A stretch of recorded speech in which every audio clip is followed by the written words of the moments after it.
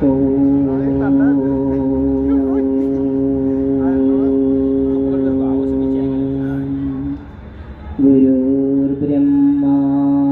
ഗുരുർവിഷ്ണു ഗുരുദേവോ മഹേശ്വര ഗുരു സാക്ഷാത് പരം ബ്രഹ്മ തസ്മൈ ശ്രീ ഗുരവേ നമഃ. ഓം നമോ ഭഗവതേ വാസുദേവായ. കൃഷ്ണ ഗുരുവായൂരപ്പ ശരണം. ആദരണീയ സദസ്സിന് എൻ്റെ വിനീത നമസ്കാരം. ഇപ്പോൾ നമ്മൾ ഇരിക്കുന്നത് നെഗിഡി ശ്രീകൃഷ്ണ ഭഗവാന്റെ ക്ഷേത്ര അങ്കണത്തിലാണ്. ഒരു ക്ഷേത്രം എന്ന് പറയുമ്പോൾ ആ ക്ഷേത്രത്തിലെ പ്രധാന രണ്ട് ഘടകങ്ങൾ, ഒന്ന് ഭക്തനും ഒന്ന് ഭഗവാനുമാണ്. ആദ്യം നമ്മൾക്ക് ഭഗവാൻ ആരാണ്, എന്താണ് ഭഗവാൻ, പിന്നീട് ഭക്തൻ എന്താണ്, ഭക്തി എന്താണ് എന്നൊക്കെ നമ്മൾക്കൊന്ന് നോക്കാം. ഭഗവാൻ എന്നത് ഫ എന്ന അക്ഷരം ഭാതി സർവശാസ്ത്രേഷു, സർവശാസ്ത്രങ്ങളെയും ഭാതി പ്രകാശിപ്പിക്കുന്നത്, സ്വയം പ്രകാശമായി നിന്നുകൊണ്ട് എല്ലാറ്റിനെയും പ്രകാശിപ്പിക്കുന്നതാണ് ഭഗം. ഭഗം എന്നാൽ ഐശ്വര്യം, സമൃദ്ധി, വീര്യം, സ്നേഹം, സമ്പന്നത എന്നൊക്കെ അർത്ഥമുണ്ട്. നമ്മുടെ ഭാരതത്തിലെ പുരാണ ഗ്രന്ഥങ്ങളിൽ മിക്കതിലും ഭഗവാനെ കുറിച്ചുള്ള നിർവചനങ്ങൾ ലഭ്യമാണ്. ഇതിഹാസങ്ങൾ രചിച്ച വ്യാസ ഭഗവാന്റെ പിതാവായ പരാശര മഹർഷി വിഷ്ണു പുരാണത്തിൽ കൊടുത്തിരിക്കുന്ന നിർവചനം ഐശ്വര്യസ്യ സമഗ്രസ്യ ധർമ്മസ്യ യശസ്രിയ ജ്ഞാനവൈരാഗ്യോം ചൈവ ഷണ്ണം ഭഗ ഇതിരിതാം. 6 ഭഗങ്ങളുള്ളവനാണ് ഭഗവാൻ. ഐശ്വര്യസ്യ സമഗ്രസ്യ, സമഗ്രമായ ഐശ്വര്യം, ധർമ്മസ്യ, ധർമ്മവും അതുപോലെ തന്നെ, എല്ലാം തന്നെ സമഗ്രമായത്, സമ്പൂർണമായത്.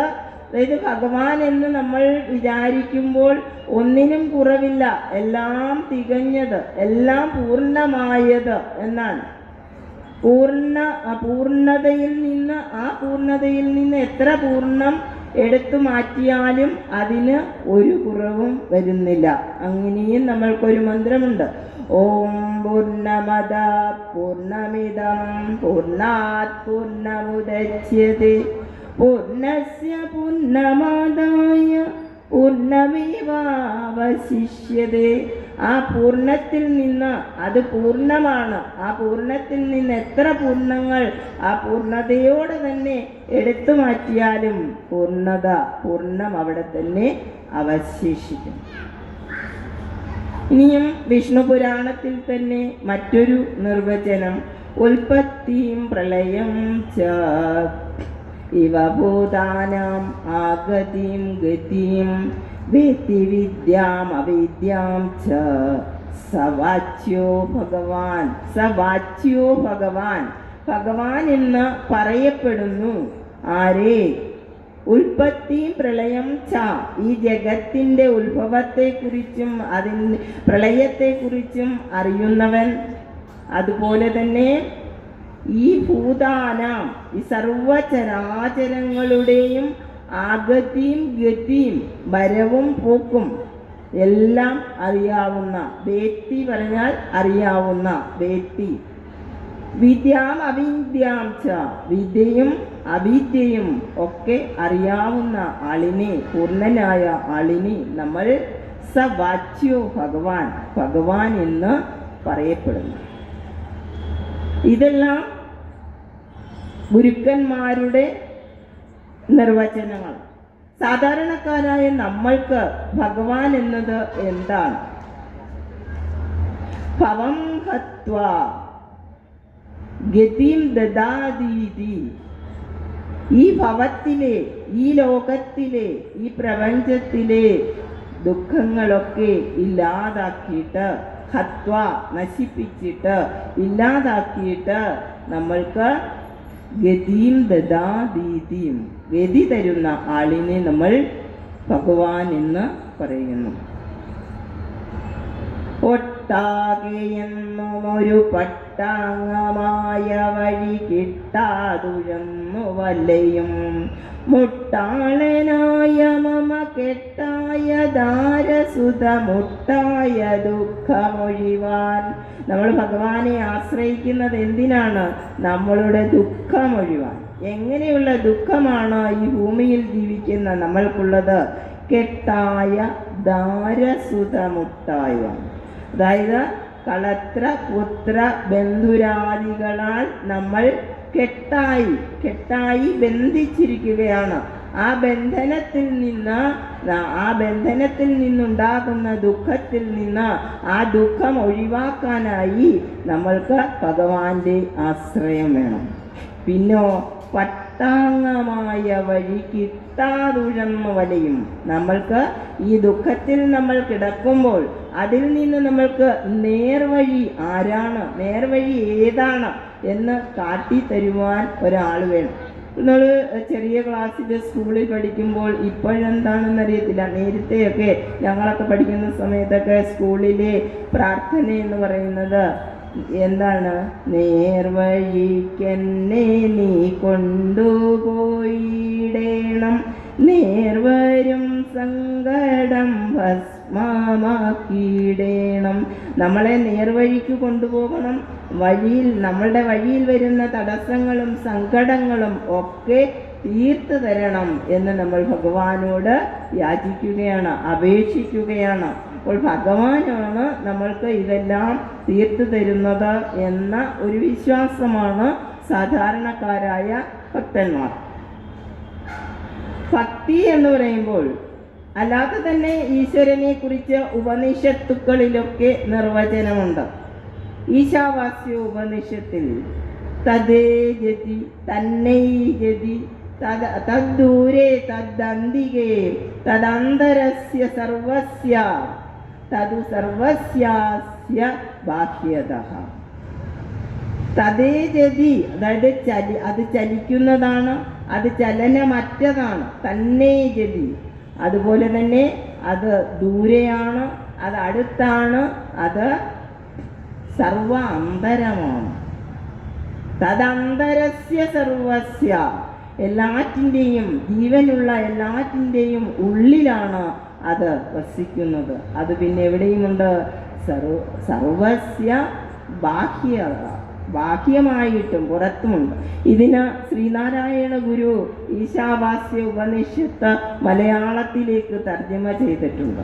അതുലോലമതലോലം അതുദൂരമതന്തികം അതു സർവാന്തരം അതു സർവത്തിനും പുറത്തുമാം.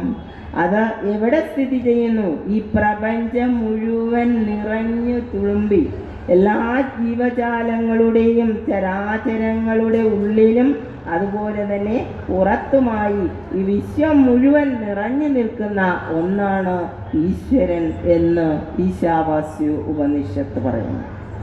ഇനി നമ്മൾക്ക് ഭക്തി എന്നാൽ എന്താണ്? ഭക്തി എന്ന് പറയുന്നത് ഭഗവാനോടുള്ള സ്നേഹം, ഇഷ്ടം, ആരാധന, വിശ്വാസം എന്നൊക്കെ പറയാം. നമ്മൾ സാധാരണയായി ഉപയോഗിക്കാറ് ഈശ്വര വിശ്വാസം എന്നാണ്. അപ്പോൾ ഈ ഭക്തി എന്ന് പറയുന്നത് ഓരോ മനുഷ്യൻ്റെയും ഉള്ളിലുള്ള ഒരു വികാരമാണ്. നമ്മൾ ഭഗവാനെ കാണുമ്പോൾ അല്ലെങ്കിൽ ഈ ഒരു നിലവിളക്ക് കത്തിച്ച് വെക്കുമ്പോൾ ഭഗവാനെ എന്ന് വിളിക്കുന്നു. അതുപോലെ ക്ഷേത്ര ദർശന സമയത്ത് നമ്മൾ എൻ്റെ ഭഗവാനെ എന്ന് നമ്മൾ അവിടെ വരുമ്പോൾ നമ്മളുടെ മാത്രം ഭഗവാനായിട്ടാണ് നമ്മൾ ഭഗവാനെ കാണുന്നത്. അങ്ങനെ ഭക്തി എന്ന് പറയുന്നത് നമ്മൾ ഭഗവാനിലുള്ള വിശ്വാസമാണ്, ആരാധനയാണ്, ഭഗവാനോടുള്ള ഒരു സ്നേഹമാണ്, ഒരു മനസ്സിൻ്റെ വികാരമാണ്. ഭക്തി തന്നെ പല വിധത്തിലുണ്ട്.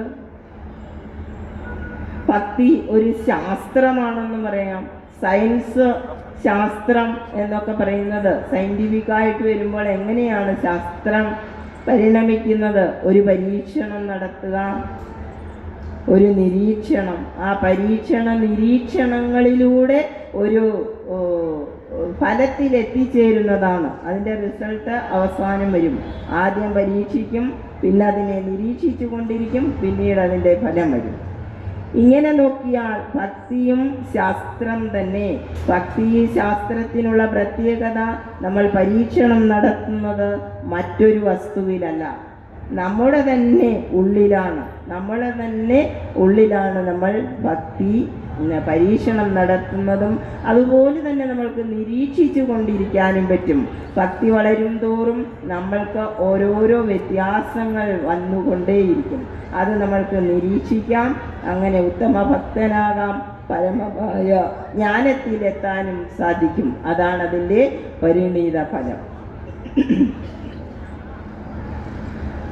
ഭക്തി, ഈ നാരദ സൂക്തഭക്തി, അതുപോലെ തന്നെ മഹാഭാരതത്തിൽ കപില വാസുദേവൻ തൻ്റെ അമ്മയ്ക്ക് പറഞ്ഞു കൊടുക്കുന്നതായ ഭക്തി, ദേവഹൂതി എന്ന തന്നെ പ്രസവിച്ച അമ്മയ്ക്ക് ഗുരുവായിരുന്നു കൊണ്ട് ദേവഹൂതിയുടെ ചോദ്യങ്ങൾക്ക് ഉത്തരമായിട്ട് പരമമായ ജ്ഞാനമുണ്ടാകാൻ ഭക്തിയിലൂടെ മാത്രമേ സാധിക്കുകയുള്ളൂ എന്ന് പറഞ്ഞ് പരമമായ ഭക്തിയുടെ മാർഗം ഉപദേശിച്ച് കൊടുക്കുന്നുണ്ട്.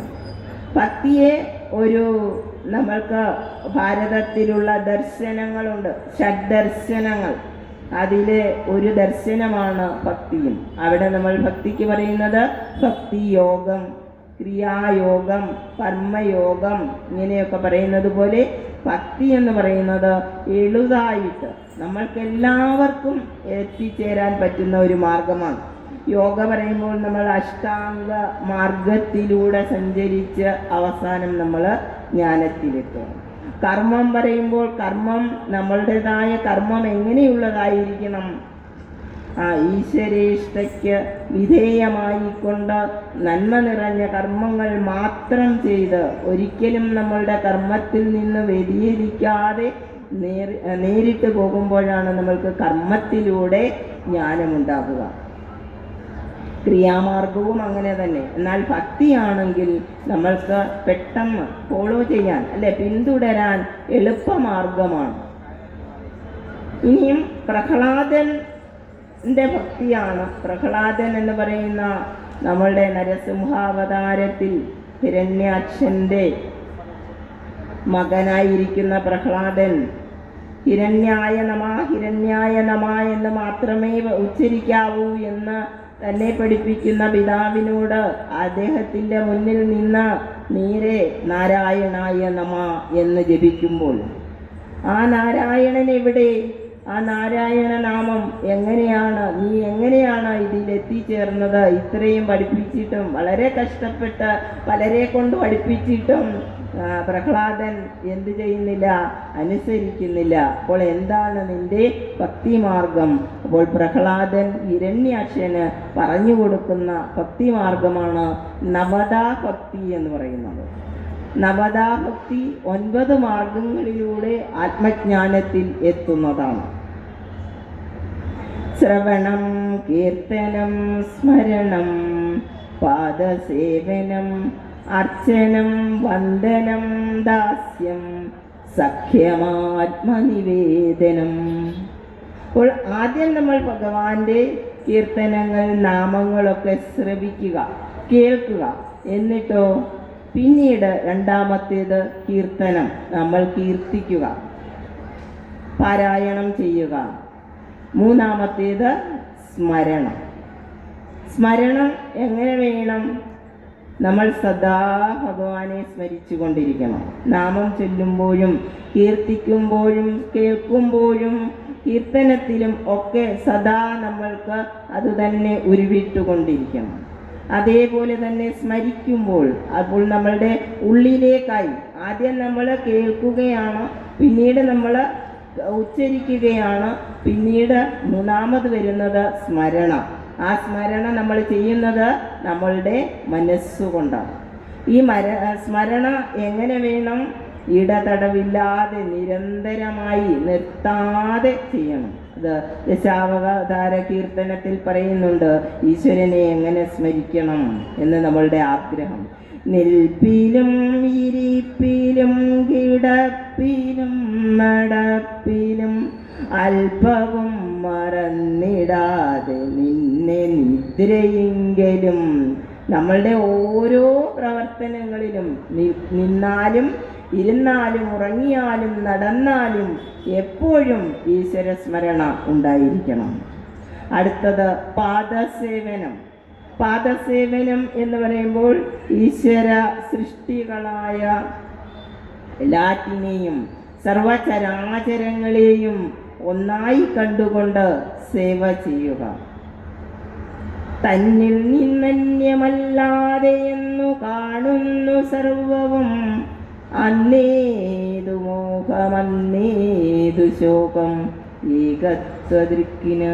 അപ്പോൾ നമ്മൾ പാദസേവനം ചെയ്യുമ്പോൾ ആരുടെ പാദം സേവിച്ചാലും ഏതൊരു ജീവനെ അല്ലെങ്കിൽ ഏതൊരു സർവചരാചരങ്ങളിൽ ഏതിനെ നമ്മൾ പൂജിച്ചാലും സേവിച്ചാലും ഇത് ഈശ്വരനാണെന്ന് കരുതി, ഇത് ഈശ്വര അംശമാണെന്ന് കരുതി വേണം നമ്മൾ പാദസേവനം ചെയ്യാൻ. അല്ലേ? നമ്മളിവിടെ പറയാറില്ലേ, മാനവ സേവ, മാധവ സേവ, ജനസേവ, ജനാർദ്ദന സേവ എന്നൊക്കെ പറയുന്നത് പോലെ എന്ത് ചെയ്യുമ്പോഴും പൂർണ്ണ മനസ്സോടെ അർപ്പണ ബുദ്ധിയോട് ഇത് ഈശ്വരോന്മുഖമായി ചെയ്യണം.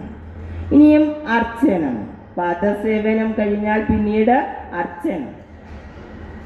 അർച്ചന ചെയ്യുന്നത് നമ്മൾക്കറിയാം, നമ്മൾ ആ പുഷ്പങ്ങളിട്ട് അർച്ചന ചെയ്യുകയാണ്. ഈ അർച്ചന എങ്ങനെ ചെയ്യണം? രണ്ട് രീതിയിൽ അർച്ചന ചെയ്യാം. മനമലർ കൊയ്തു മഹേശ പൂജ ചെയ്യും മനുജനു മറ്റൊരു വേല ചെയ്തിടേണ്ട.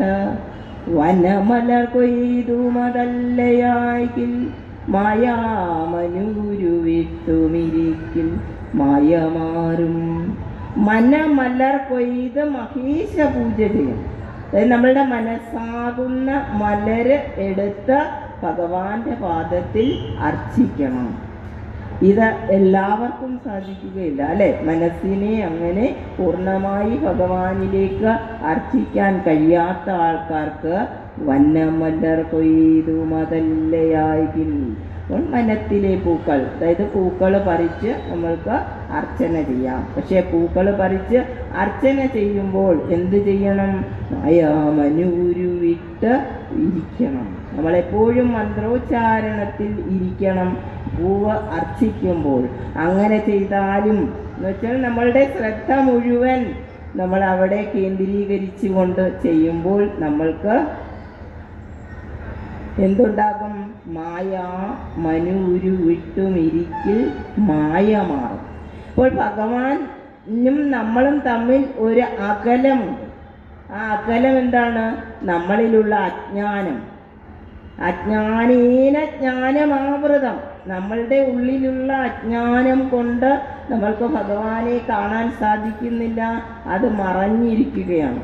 അപ്പോൾ ആ മായ മാറി ഭഗവാനെ ദർശിക്കാൻ കഴിയണമെങ്കിൽ നമ്മൾക്ക് എന്തുണ്ടാവണം? മനസ്സുകൊണ്ട് നമ്മൾ ഈശ്വരനിലേക്ക് അർച്ചന ചെയ്യുക, അല്ലെങ്കിൽ പുഷ്പങ്ങൾ കൊണ്ട് മന്ത്രമുരുവിട്ടുകൊണ്ട് അർച്ചന ചെയ്യുക. അർച്ചനം. വന്ദനം. അടുത്തത് ഏതാണ്? വന്ദനം. വന്ദനം എന്നാൽ സകല സർവചരാചരങ്ങളെയും ഈ പ്രകൃതിയിൽ കാണുന്ന എല്ലാറ്റിനെയും ഈശ്വരനായി സങ്കല്പിച്ച് വണങ്ങുക, നമസ്കരിക്കുക.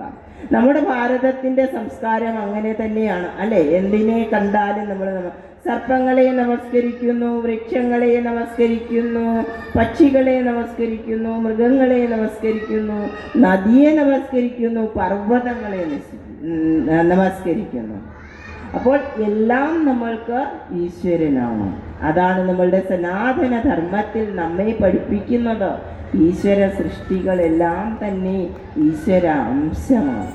നമ്മുടെ ഓരോരുത്തരുടെയും ഉള്ളിൽ കുടികൊള്ളുന്നത് ഈശ്വരനാണെന്ന് വിചാരിക്കുക. ഇനിയും ദാസ്യം ഇത്രയുമായി കഴിഞ്ഞാൽ നമ്മൾ വേറെ ആരുമല്ല, നമ്മൾ ഭഗവാന്റെ ദാസൻ മാത്രമായി തീരും. അങ്ങനെ ദാസ്യഭാവത്തോടെയുള്ള ഭക്തി. ഹനുമാന്റെ ഭക്തി എന്തായിരുന്നു? ദാസ്യഭാവ ഭക്തിയായിരുന്നു. രാമദാസൻ. അതുപോലെ ഈ ദാസ്യം കഴിഞ്ഞാൽ പിന്നെ സഖ്യം കുറച്ചും കൂടി ഉയർന്ന സ്റ്റേജിലേക്ക് എത്തി നമ്മൾ, അല്ലേ? സഖ്യം എന്ന് പറയുമ്പോൾ ഭഗവാനെ സ്വന്തം സഖനായി കണ്ട്, സ്വന്തം കൂട്ടുകാരനെ എങ്ങനെ നമ്മൾ ഒരു സുഹൃത്തിനോട് എങ്ങനെ പെരുമാറുന്നുവോ, എങ്ങനെ സംസാരിക്കുന്നുവോ, അതേ രീതിയിൽ നമ്മൾ ഭഗവാനോട് സഖ്യഭാവത്തിൽ പെരുമാറുക. ഗുരുവായൂരൊക്കെ അമ്മമാർ വന്നിട്ട് എടാ കണ്ണ, അല്ലേ, അങ്ങനെ വിളിച്ചുകൊണ്ട് നമ്മളുടെ ഒപ്പം നിർത്തിക്കൊണ്ടാണ് സംസാരിക്കുക. അർജുനന്റെ ഭക്തിയാണ് യഥാർത്ഥത്തിൽ സഖ്യഭക്തി. ഒപ്പം നടന്ന് സഖനായി സുഹൃത്തായി പോവുക. അതിനൊക്കെ നമ്മൾക്കൊക്കെ കുറച്ചും കൂടെ അതീന്ദ്രിയ ബോധത്തിലേക്ക് എത്തേണ്ടതുണ്ട്. സഖ്യം ആത്മനിവേദനം. സഖ്യം കഴിഞ്ഞാൽ ആത്മനിവേദനമാണ്. എൻ്റെ ഉള്ളിലിരിക്കുന്ന ആത്മാവ് ഈശ്വര അംശമാണ്, ഞാൻ പരമാത്മാവിൻ്റെ ഒരു ഭാഗമാണ് എന്ന് ചിന്തിച്ചുകൊണ്ട് ഭഗവാനെ ഭക്തിപൂർവ്വം സ്മരിക്കുന്നതാണ് ആത്മനിവേദനം. ഇത് പ്രഹ്ലാദന്റെ ഭക്തിമാർഗമാണ് നവദാ ഭക്തി, 9 തരത്തിലുള്ള ഭക്തി. ഇനിയും ഇതല്ലാതെ മറ്റു ഭക്തിമാർഗങ്ങളുണ്ട്. ശാന്തഭാവഭക്തി, മാധുര്യഭാവഭക്തി, വാത്സല്യഭാവഭക്തി എന്നൊക്കെ ഭക്തി. വിപരീത ഭാവഭക്തി. അപ്പോൾ വാത്സല്യഭാവഭക്തി എന്ന് പറയുന്നത് കുറൂരമ്മയ്ക്കും വില്യമംഗലം സ്വാമികൾക്കുമൊക്കെ ഗുരുവായൂരപ്പനോട് തോന്നിയ ഭക്തിയാണ്. കണ്ണനായി കണ്ടുകൊണ്ട്, അല്ലേ, ഒരു കുഞ്ഞായി ഗുരുവായൂരിൽ എത്ര അവതാരങ്ങൾ ആടുന്ന ഭഗവാനാണെങ്കിലും ഗുരുവായൂരിൽ ഉണ്ണിയല്ലേ, ആ ഉണ്ണി കണ്ണൻ്റെ ഭാവത്തിൽ സ്നേഹിക്കുകയും വാത്സല്യത്തോടെ ഭക്തിഭാവം ഉണ്ടാകുകയും ചെയ്യുന്നു. മാധുര്യഭക്തിയുള്ളത് ഗോപികമാർക്കാണ്. ഭഗവാനെ ഒരു മാധുര്യമായ രീതിയിൽ, മധുരമായ രീതിയിൽ സ്നേഹിക്കുക, ഭക്തിയിലേക്ക് വരിക, അത് ഗോപികമാരുടെ ഭക്തിയാണ്. ഇനി വേറൊരു തരം ഭക്തിയുണ്ട്, വിപരീത ഭക്തി എന്ന് പറയും. യഥാർത്ഥത്തിൽ ഭഗവാന്റെ നേരെ അവർക്ക് ഭക്തി കാണിക്കുന്നില്ല, എന്നാൽ അവർക്ക് ഭക്തിയുണ്ട്. അവരാ ഭക്തിയിലൂടെ മോക്ഷം നേടുകയും ചെയ്യും. രാവണൻ, രാമായണത്തിലെ രാവണനുള്ള പ്രത്യേകത എന്താണ്? രാമനെ എപ്പോഴും നിന്ദിച്ചു കൊണ്ടിരിക്കുകയാണ്, അല്ലേ? ആ സീതയുടെ അടുത്ത് ചെന്നിട്ടൊക്കെ പറയുന്നത് എന്താണ്? കരഗതമൊരമല മണിവരമുടൻ ഉപേക്ഷിച്ചു കാജത്തെ എന്തു കാക്ഷിക്കും ഇതോമലി, അല്ലേ?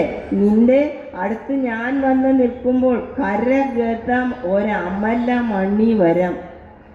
രാവണൻ സ്വയം വിശേഷിപ്പിക്കുകയാണ്, നിന്റെ കൈയുടെ ഉള്ളം കയ്യിൽ ഒരു നെല്ലിക്കാൻ വെച്ചിരിക്കുന്നത് പോലെ മരതക മണിമാണിക്യമാണ് ഞാൻ.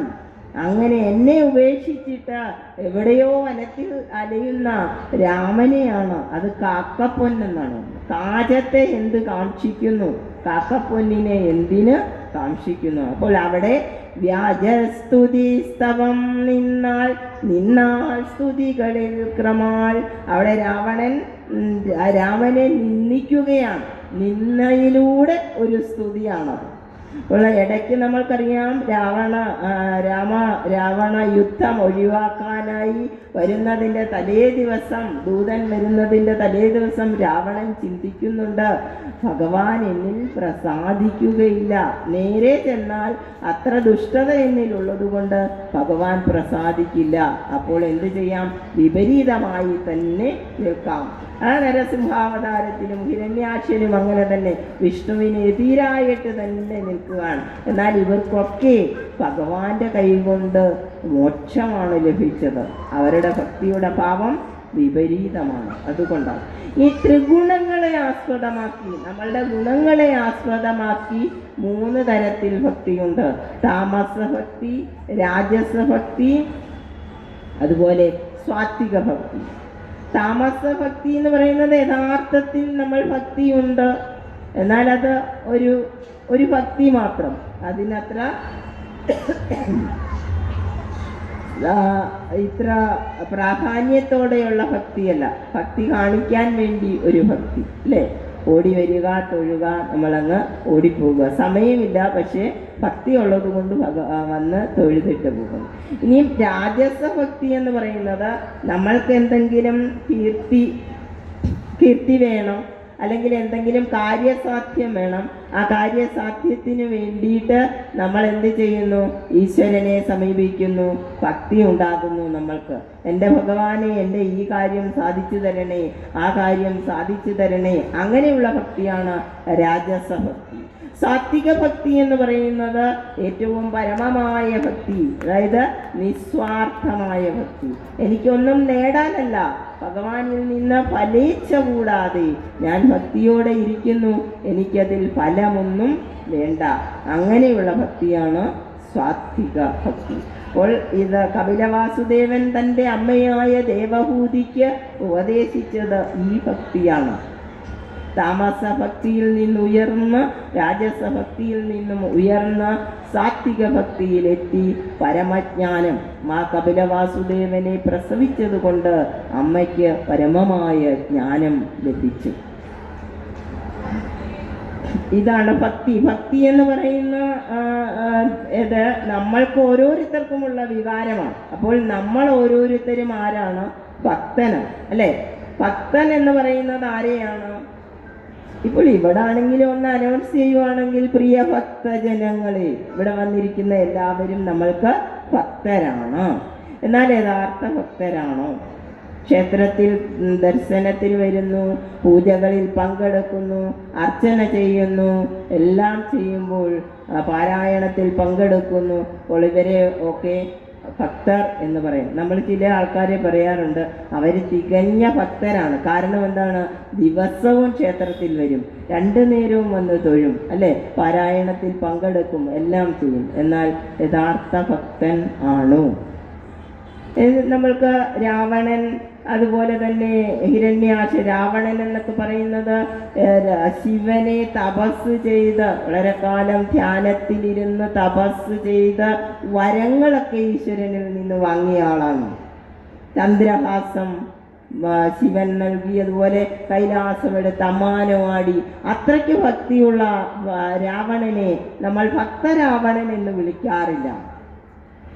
അവർക്ക് ഭക്ത പദവി നമ്മൾ കൊടുത്തിട്ടില്ല. അതായത് ഭക്തി ഉണ്ടാകണമെങ്കിൽ വിരക്തി ഉണ്ടാകണം.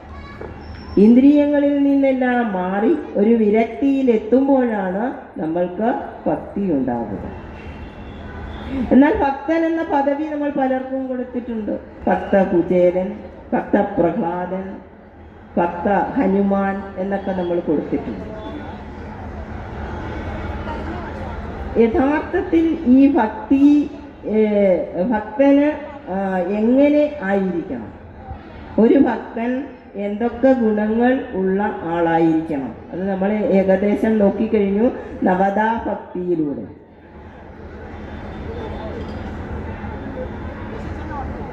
ഒരുവനു നല്ലതും അന്യനല്ലലും ചേർപ്പൊരു തൊഴിൽ ആത്മവിരോധിയോർത്തിടേണം.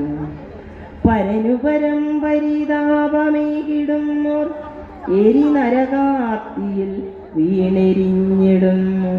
നമ്മൾ ഒരുവന് നല്ലതും, എനിക്ക് മാത്രം നല്ലത് വരണം, എനിക്ക് നല്ലത് വരണമെന്ന് ഓർത്തു ചെയ്യുന്നത് അന്യന് ദോഷവും വരണം. അന്യന് ദോഷമുണ്ടായിട്ട് എനിക്ക് നല്ലത് വരണം എന്നാഗ്രഹിക്കുവാൻ പാടില്ല. പരനുപരം പരിതാപമേകിടുവാൻ പാടില്ല എന്നാണ്. അവനവനാത്മസുഖത്തിനാചരിക്കുന്നവ അപരന് സുഖത്തിനായി വരണം. അപ്പോൾ നമ്മളുടെ സുഖത്തിന് വേണ്ടി എന്തെങ്കിലും ചെയ്യുമ്പോൾ അത് മറ്റുള്ളവർക്ക് ദോഷമുണ്ടാക്കാൻ പാടില്ല, അല്ലേ? ഒരു കസേരയിൽ ഇരിക്കുന്നു, അതിൻ്റെ മുന്നിലിരിക്കുന്ന കസേരയുടെ മുകളിലേക്ക് കാല് പൊക്കി വെക്കുന്നു. അപ്പോൾ ആ മുന്നിലിരിക്കുന്ന ആളിന് എന്തെങ്കിലും ദോഷമുണ്ടോ ബുദ്ധിമുട്ടുണ്ടോ എന്ന് നമ്മൾ തിരക്കുന്നില്ല. നമ്മളുടേതായ സുഖം മാത്രം നോക്കി, അങ്ങനെ അവനവൻ്റെ സുഖം മാത്രം നോക്കി ചെയ്യാൻ പാടില്ല. അതൊരു നിയമമാണ്. ഈശ്വരനെ അതുപോലെ നമ്മൾ ഭജിക്കേണ്ടത് എങ്ങനെയാണ്? നിറഞ്ഞ ഭക്തിയോടെ, നിറഞ്ഞ മനസ്സോടെ. മറ്റുള്ളവർക്കെല്ലാം നന്മ വരണം, ഈ കാണുന്ന സർവചരാചരങ്ങളെയും ഉൾക്കൊണ്ടുകൊണ്ട് വന്ദിച്ചുകൊണ്ട് നമ്മൾ ഭക്തിയിലേക്ക് പോകുവാണെങ്കിൽ മാത്രമേ ആ ഭക്തി കൊണ്ട് ഒരു പ്രയോജനമുള്ളൂ. ഉത്തമനായ ഭക്തൻ ആരാണെന്ന് ഭഗവാൻ ശ്രീകൃഷ്ണൻ തന്നെ ഭഗവത്ഗീതയിൽ പറഞ്ഞിട്ടുണ്ട്.